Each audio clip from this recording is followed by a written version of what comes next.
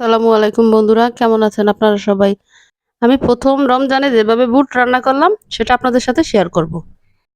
কড়াইতে তেল দিয়ে দেওয়ার পরে আমি পেঁয়াজ দিয়ে দিলাম, আদা রসুন বাটা দিয়ে দিলাম।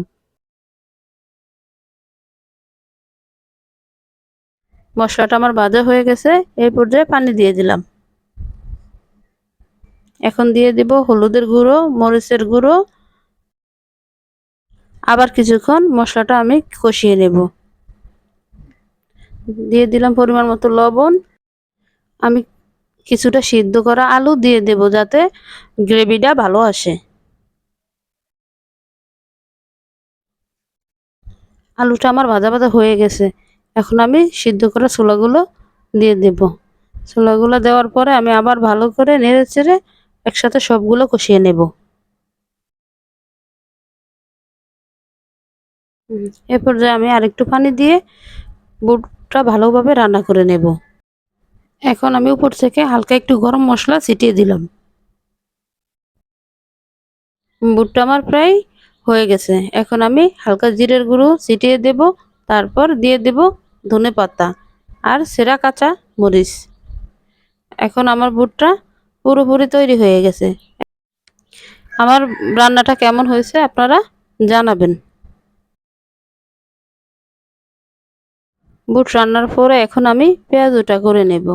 পেঁয়াজের জন্য আমি বাটা ডাল নিয়েছি, দিয়ে দিলাম পেঁয়াজ কুচি, কাঁচামরিচ, স্বাদমতো লবণ আর কিছুটা গরম মশলা এবং জিরার গুঁড়ো মিশিয়ে নিলাম।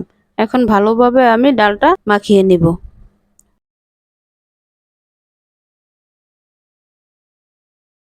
এখন আমি ফ্রাই প্যানে তেল গরম করে নিলাম, এক এক করে পেঁয়াজগুলো আমি ভেজে নেব।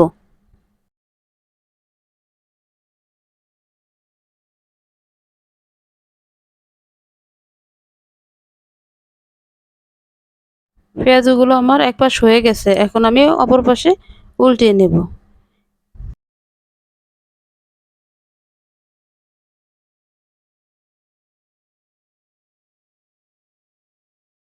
পেঁয়াজুটা আমার হয়ে গেছে, পেঁয়াজুটা তুলে রেখে বাচ্চাদের জন্য একটু চিকেন পাকোড়া করব আমি।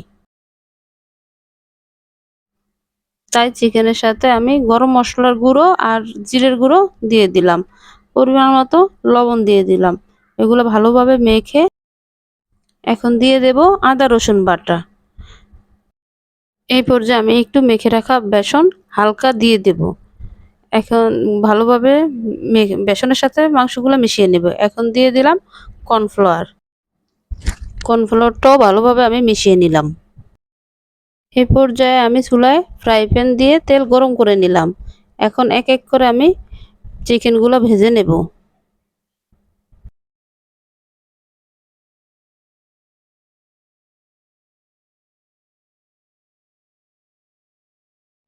চিকেনগুলো ভালোভাবে আমি উল্টে পাল্টে ভেজে নেব। যেহেতু বাচ্চাদের জন্য, এজন্য আমি অল্প পরিমাণ চিকেন নিলাম। এই পর্যায়ে আমার চিকেনগুলো ভাজা হয়েই গেছে, এখন আমি নামিয়ে নেব।